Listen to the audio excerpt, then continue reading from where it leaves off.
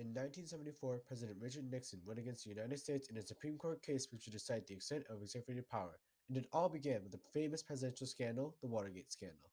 On June 17, 1972, several burglars were arrested in the office of the Democratic National Committee in the Watergate buildings in Washington, D.C., and were caught wiretapping phones and stealing documents.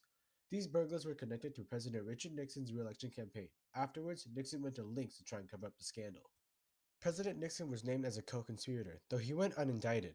When special prosecutors involved in the Watergate cases requested that President Nixon hand over tapes of conversations recorded in the Oval Office, he refused, stating that his executive privilege gave him the ability to refuse.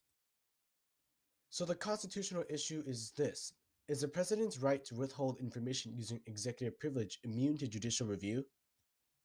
In the end, not even the president is above the law. The court ruled that the doctrine of separation of powers could not have supported a president with absolute privilege, and that the privilege should give preference to the fundamental demands of due process of law and the fair administration of justice.